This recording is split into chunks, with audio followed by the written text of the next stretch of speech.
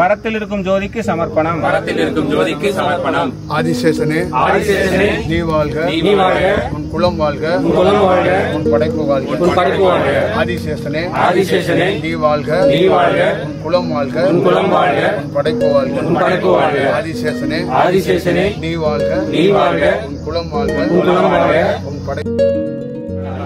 அதனால உணவே கடவுள், கடவுள் உணவை உணவை கொடுப்பவர், கொடுப்பவர், உண்பவர், உண்பவர். இங்கு இங்கு உணவே உணவே கடவுளாக கொடுக்கப்படுகிறது. கொடுக்கப்படுகிறது. யார் உணவு உண்டாலும் யார் உணவு உண்டாலும் கடவுளையே கடவுளையே உணவாக உண்பதாக உணவாக உட்கொள்வதாக பொருள். பொருள். எல்லாம் எல்லாம் பரத்தில் இருக்கும் ஜோதி. பரத்தில் இருக்கும் ஜோதி.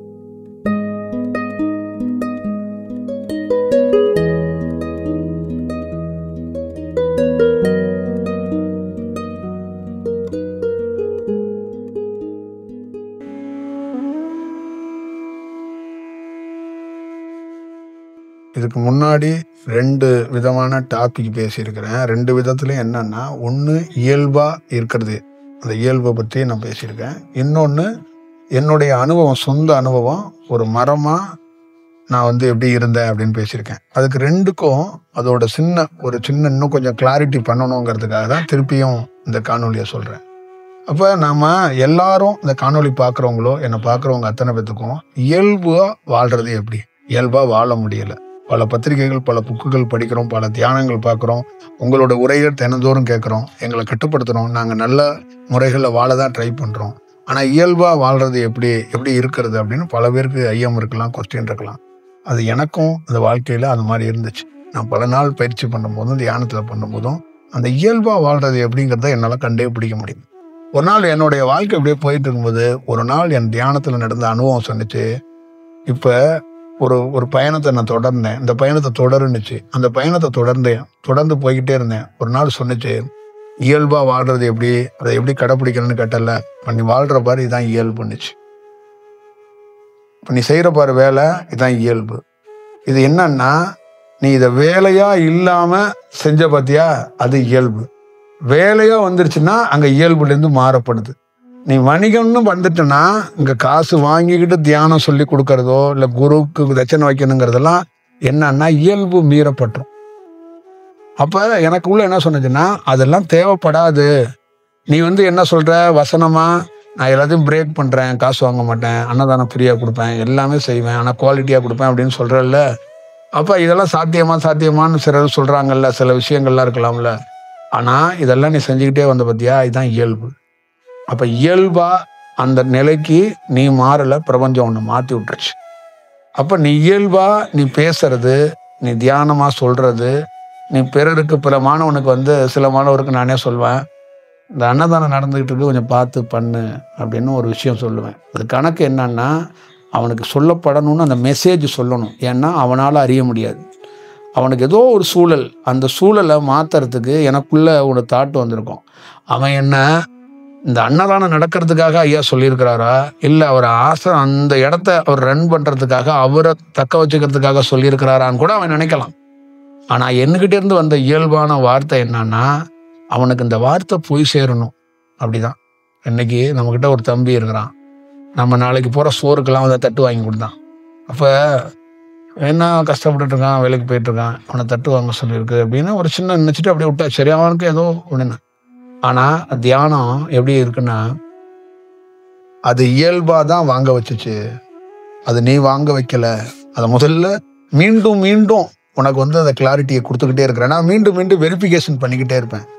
நான் என்னை ஏதாவது ஒரு ஒரு ஒரு விஷயமா திணிச்சுக்கிறேன்னா, எனக்குள்ள ஏதாவது ஒன்று கிரியேட் பண்ணிக்கிறேன்னா, இல்லை யாரையாவது ஒரு பிம்பமாக யூஸ் பண்ணுறேன்னா, கட்டுப்படுத்துகிறேன்னா, இல்லை யாரையாவது கிரியேட் பண்ணி விட்றேன்னா, தூண்டுறேன்னா, இல்லை அவங்களுடைய இயலாமையை நான் ஏதாவது பண்ணுறேன்னா, அவங்களுடைய கஷ்டத்தை நான் வேறு மாதிரி ஏதோ ஒன்று மாறிடும் அப்படிங்கிற மாதிரி ஏதாவது செய்கிறேன்னா கூட நான் வெரிஃபிகேஷன் பண்ணுவேன். என்ன உயர்ந்த நிலைக்கு போனாலும் அதை வெரிஃபிகேஷன் நான் பண்ணுவேன்.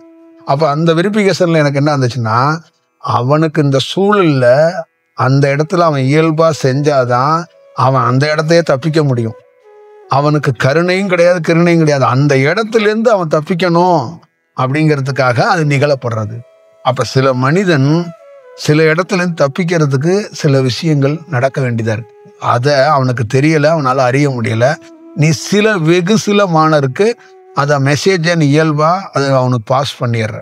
அந்த மாதிரி நான் வெகு சில மாணவர்களுக்கு பாஸ் பண்ணியிருக்கலாம்.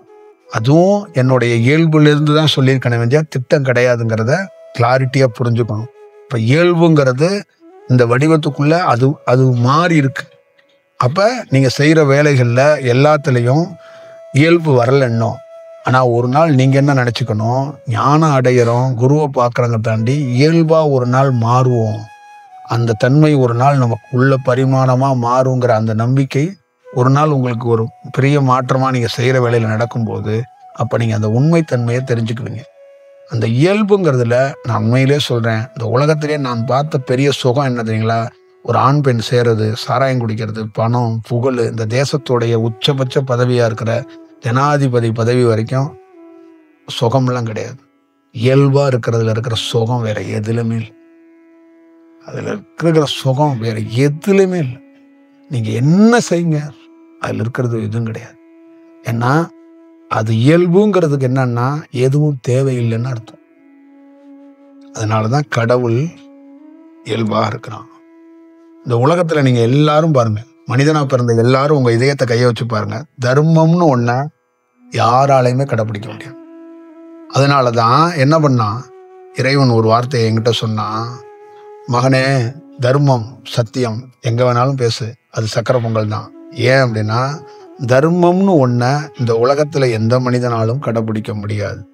அப்படி ஒருத்தன் தர்மத்தை கடைப்பிடிச்சிட்டான்னா அவன் தான் கடவுள். அதனால தான் அவர் என்ன சொன்னார், தர்மம் படைத்த காலத்திலேருந்து உலகம் உருவானுச்சுல்ல, அதிலிருந்து இன்ன வரைக்கும் என் கையிலேயே தான் இருக்கு. இந்த தர்மத்தை யாராவது ஒருத்தர் வாங்கிட்டு போவாங்களான்னு நானும் காத்துக்கிட்டே இருக்கிறேன். ஒருத்தன் கூட தர்மத்தை வாங்கினதே இல்லை.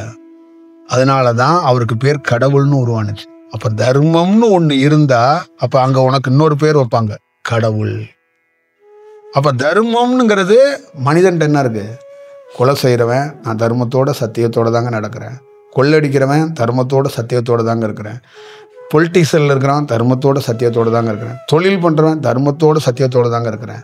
இங்கே இருக்கிற ஊரில் இருக்கிற எல்லா ஹோட்டல் கட்டுற, லாட்ஜி கட்டுற எல்லாத்துலேயும் கேட்டிங்கன்னா தர்மம் சத்தியம் ஐயோ அப்படிங்கிறதான் சொல்லுவாங்க. ஆனால் அது வெறும் வார்த்தையாக இருக்கிறது, அது இல்லை. தர்மம்னா அதுக்கு நிறைய விஷயம் மீறவே கூடாது. அந்த விதி மீறல்னு சொல்லுவாங்கல்ல, ஒரு மீறல் கூட அங்கே நடந்துடக்கூடாது. இப்போ அதை சொன்னார், தர்மத்தை நான் வைத்திருக்கிறதுனால தான் நீ பல நாள் அழுத போது நான் என்ன பண்ணேன், நீ அழுகட்டும்னு காத்திருந்தேன். உன் அருகாமையில தானே இருந்தேன், நான் உன் பக்கத்துல தானே நின்னேன். பல நாள் சூட்சமத்தில் வந்தேன்ல, நீ அழுதல்ல, அப்பவே 2 புரடியில் அடிச்சு விட்டு உன்னை சரி செஞ்சிருக்க முடியாதா? ஏன் சரி செய்யல? தர்மம் என் கையில் இருக்கு. அப்போ நான் உன்னை அந்த இடத்துல அடித்தேன்னா தர்மத்தை மீறி விடுவேன். உன் கண்ணீர் நின்றோம் நான் அடித்தேன்னா உன் போக்கு மாறி போயிடும். கர்ம வினையெல்லாம் ஒரு செகண்டில் போயிடும். அப்போ என்ன ஆயிரும்? தர்மத்தை நான் அந்த நொடியே மீறி விட்டேன்னு அர்த்தம். அப்போ தர்மத்தை மீறவே கூடாது. அப்போ தர்மத்தை மீறாமல் இருக்கணும்னா, தர்மம் ஒருத்தட்ட இருக்கணும்னா அங்கே மனம் இருக்கக்கூடாது. மனம் இருந்துச்சுன்னா தர்மம் இருக்காது. அப்போ இரக்கம்னு ஒன்று சொல்கிறோம்ல, அன்புன்னு நீங்கள் சொல்கிறீங்கல்ல, அன்பே சிவம், அன்பே கடவுள், அன்பு பாசம்னு கொஞ்சம் கொலாவறீங்கல்ல, இதெல்லாம் தர்மத்தை கொண்டே வராது. இரக்கத்தை மீண்டும் மீண்டும் தவறு செய்ய வைக்கும். மீண்டும் மீண்டும் ஒருத்தர் மேலே கருணை காட்டி இது காட்டி அப்படியே கொண்டிட்டு போகும். அவர் இறைவன் எனக்கு கற்றுக் கொடுத்தது, எல்லா சூழல்லையும் தர்மத்தை கடைபிடிச்சதுனால தான் உனக்கு தியானம் சொல்லி கொடுக்கப்பட்டுச்சு. தர்மத்தை கடைபிடிக்காம நீ அழுதுற, நீ சாக போற அப்படின்னு நினைச்சிட்டு உனக்கு நான் ஏதாவது மாற்று வழி பண்ணி தான் தர்மம் அன்னைக்கே போயிருப்பேன். இப்போ இதை நீங்கள் அவசியம் பார்த்துக்கணும். அந்த இயல்புங்கிறது என்னுடைய அனுபவமாக கிடச்சிச்சு. அப்போ நீங்கள் அந்த இயல்புங்கிறது மிஷின் மாதிரி உருவாக்குதல் கிடையாது. அது ஒரு நாள் ஏற்படும். உங்களுடைய எத்தனை பணி செய்தீங்கல்ல, தியானம், இறைவன் வழிபாடு, பல புத்தகங்கள், ரெஃபரன்ஸ் எல்லாத்தையும் இருக்குல்ல, ஒரு நாள் நீங்கள் இயல்பாக மாறுவதற்கு இது கூட ஒரு வாய்ப்பாக, அது நல்வாய்ப்பாக உருவாகும் போது அப்போ நீங்கள் அந்த வாழ்க்கையை ரொம்ப உன்னதமாக நீங்களே உங்களை பிரமிச்சு போய் பார்ப்பீங்க. முதல்ல தன்னை ஒருத்தனுக்கு என்னைக்கு பிடிக்குதோ அன்னைக்கு இந்த வாழ்க்கை ஹிட்டு. இந்த வாழ்க்கை செம்ம ஹிட்டுன்னு சொல்லுவாங்கல்ல, ஹிட்டு, சூப்பர் ஹிட்டுன்னு ஒன்று சொல்கிறது என்னன்னா, தன்னை ஒருத்தனுக்கு பிடிக்கணும். தன்னை ஒருத்தனுக்கு பிடிக்கணும்னா ஆப்போசிட்டில் இன்னொருத்தன் வருவான், அவனே வருவான், அவன் சொல்லுவான் சூப்பர்ப்பா அப்படிமா, அதான் ஹிட்டு. அதான் ஞானத்திலே உயர்ந்த செயல். அதை நீங்கள் பார்த்துக்கணும். அடுத்தது இது முடிஞ்சிச்சு. அடுத்தது இந்த மரமாக கீழே இருக்கிற வேற அந்த தமிழில் எல்லா இடத்துலையும் சொல்லப்படுகிற குண்டலினி சக்தின்னு சொல்லக்கூடிய அந்த இடத்துக்குள்ளே இருக்கிற அடிநாதமாக இருக்கக்கூடிய அந்த வேரையே நீராவி தத்துவமாக நீரை உறிஞ்சு அந்த வேரை மண்ணோட மண்ணாக எடுத்து வேரோடு அந்த மரத்தோடு சாயாமல் நான் அப்படியே இறப்பு இல்லாமல் அப்படியே பூமியிலிருந்து பூலோகத்துக்கு சென்றேன் ஒரு மரத்தோட. அது வெட்டவெளி தத்துவமாக நான் அனுபவம் பெற்றேன் அப்படின்னு நான் சொன்னேன். அப்போ இதுக்குள்ளே என்ன புரிஞ்சுக்கணும் அப்படின்னா, மரம் சாகவில்லை. என் உயிர் இந்த மரத்தை விட்டு, மரத்துலேருந்து உயிர் போயிடுச்சுன்னா மரம் என்ன ஆயிரும்? பட்டு போயிடும், மரம் கீழே சாஞ்சிடும். அப்போ என்னுடைய மரம் உயிரும் அங்கே இருக்கு, மரமும் அங்கே இருக்கு. நல்லா புரிஞ்சுக்கணும். எல்லாரும் உயிர் உங்களை விட்டு போயிடுது, உங்கள் உடல் எங்கே இருக்கு? நீங்கள் என்ன கோயில் கட்டிக்கிட்டாலும் உடல் எங்கே இருக்கு? ஆனால் எனக்கு உடல் எங்கே இருக்கு? என் உடலும் என் உயிரும் அதே இடத்துல இருக்கு. அப்போ என் உடலும் சாகவில்லை, என் உயிரும் என்னை விட்டு பிரியலை. அப்போ அந்த உடலோடு அப்படியே மேலே போவது தான் வெட்டவெளி நிலை, வெட்டவெளி அனுபவம். அப்போ சமாதி நிலை என்பது வேற. சமாதியில் நீ உள்ளே வச்சுட்டேன்னா அந்த உயிரோடு இருக்கிறவன், ஆன்மாவாக இருக்கிறவன் திருப்பி அந்த உடலுக்குள்ளே அந்த உடலுக்கு ஒரு உயிரை கொடுக்க முடியும். ஆனால் வெகு சிலருக்கு தான் நீ காட்சி கொடுக்க முடியும். ஆனால் எல்லாருக்கும் நீ பிரசன்னா இயங்க முடியாது. ஆனால் வெட்டவெளியாக ஒருத்தன் மேலே சென்றவன் அவன் சூரியனாக இருப்பான், அவன் சந்திரனாக இருப்பான், அவன் கோள்களாக இருப்பான், அவன் பஞ்சபூதமாக இருப்பான். அப்ப ஏன்னா அவனுக்கு மரணம் இல்லை. இதுதான் இதில் இருக்கிற ரொம்ப ரொம்ப ரொம்ப ரொம்ப முக்கியமான விஷயம். அப்ப ராமலிங்க சுவாமி என்ன சொன்னார்னா, என் உடலையும் உன் கைப்பக்கம் கொடுக்கல, பாசமான அன்பான நேசமான அன்னதானம் பண்ண எனக்கு பணிவிடை செய்த எத்தனையோ லட்சோப லட்ச சீடர்கள் இருந்தாலும், பொதுவா அன்னைக்கு லட்சம் சீடர்கள் இருந்திருப்பாங்களான்னு தெரியல, ஒரு 50 சீடர்களே இருந்தாலும் ஒரு ஞானி சொல்றது, ஒரு குரு சொல்றது, யாரிடமே என் உடலை கொடுக்கவில்லை. நீ இதை பார்த்து விளக்க கொளுத்தி கொண்டு சமாதியில் இரு, என்னை பார்த்துக்க அப்படின்னு கொடுக்கல. என் உடலையும் என் உயிரையும் நானே எடுத்துக்கொண்டு போய்விட்டேன். எங்கிருந்து எப்படி என் உடலை எடுத்து என் உடலோடு நான் ஒரு செயல் செய்ய இங்க இருந்தனோ, இந்த உலகத்துக்குள்ள இந்த உடல் வச்சுக்கிட்டு இங்க வேலை செய்யறதுக்கு உடல் வந்துருச்சு. ஒரு உயிரோடு இருக்கிறோம், ஒரு வேலை செஞ்சுக்கிட்டே இருக்கிறோம். ஒரு நாள் உடல் தனியாகவும் உயிர் தனியாகவும் போய்விடுகிறது. அப்ப நான் உடலையும் உயிரையும் தனித்தனியாக போக விடாமல் என் உடலையே நான் எங்க கூட்டிட்டு போனேன்? என்கிட்ட ரெகுலரா ஒருத்தர் வருவார், கட்டையோட கைலாசம், அந்த கைலாசத்துக்கு கொண்டு போனேன், சொர்க்கத்துக்கே கொண்டு போனேன். அப்ப என் உடலை இங்கு இருக்கும் வேற்று கிரகவாசிகள் மாதிரி சொல்லுவாங்கல்ல, அந்த மாதிரி வேற்று மனிதர்களிடம் என் உடலை தகனம் பண்ணை நான் கொடுக்கவில்லை, அனுமதிக்கவில்லை. இதுதான் வெட்ட வெளியோட அனுபவம். இதுதான் விஷயம். தயவு செய்து இதையும் உணர்ந்து பார்த்து கொள்ளுங்க. அதோட தொடர்ச்சியை நான் சொல்லணுங்கிறதுக்காக தான் அதை நான் சொன்னேன். இது முழுக்க முழுக்க இது நிகழ்றதுக்கு முக்கியமான காரணம் அந்த சூரியனுடைய, அந்த சந்திரன் சூரியனுடைய 2 நாடியில சூரியனாகவே மாறி போனால் அங்கு பெரிய அனுபவங்களை ஏற்படும். அதுதான் சந்திரனையும் சூரியனுங்கிறது 2 நாடியை வச்சு தியானம் பண்ணும்போது சந்திரன் சூரியன் நான் பல நாள் சொல்லிட்டேன், நெருப்பு நீர். அப்ப நெருப்பு நீரும் ஆரம்ப காலகட்டத்தில் வெவ்வேறு தன்மையில் இருக்கும். ஒரு காலகட்டத்தில் இணையும், பல்வேறுபட்ட சூழல்கள் நடக்கும். ஒரு இடத்தில் அந்த நீர் உறிந்தப்படும் போது அங்கு என்ன ஆகும்? சந்திரனுடைய தன்மை பொலிவிழக்கும், சந்திரனுடைய ஆதிக்கம் குறையும். அங்கு மேல் நோக்கி சூரியன் பிரகாசிப்பான். சூரியன் ஒளி பிரகாசிக்கும் போது நாடி நரம்புகள் எல்லாம் அந்த வெப்ப சலனத்துக்கு மாறும்போது உணவு அருந்துவதை விட்டு விடுவான், இல்லை குறைத்து விடுவான். உடலிலே இருக்கின்ற குடல் தன்மைகள் எல்லாம் மாறி போகும். உடல் தேகங்கள் அனைத்தும் மாறும்.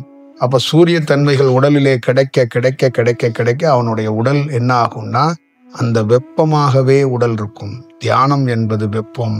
ஆனால் முழு வெப்பமாக ஒருவன் மாறினதுக்கு அப்புறம் உடலுக்கும் மரணம் இல்லை, அவன் உயிரையும் தனியா விடுவதில்லை. 2ஐயும் ஒன்றாக எடுத்துக்கொண்டு மறைந்து போகிறான், பறந்து போகிறான், கரைந்து போகிறான். இது விளையாட்டல்ல, இது உண்மை, இது அறிவியல், சயின்ஸு. இந்த மாதிரி ஆய்வா எந்த விஞ்ஞான கூடத்திலையும் இதை நீங்க ஆய்வா பொருத்தியும் பார்த்துடலாம். இந்த நீரையும் நெருப்புக்குள்ளே இருக்கிற விஷயத்தை வச்சு நீங்க விஞ்ஞானமா கூட பல புத்தகங்களை மேற்கோள் காட்டி கூட நீங்க பார்த்துக்கலாம். அதை பார்த்துக்கங்க. ஒரு நல்ல செயல்ல நல்ல சூழல்ல சந்திப்போம்.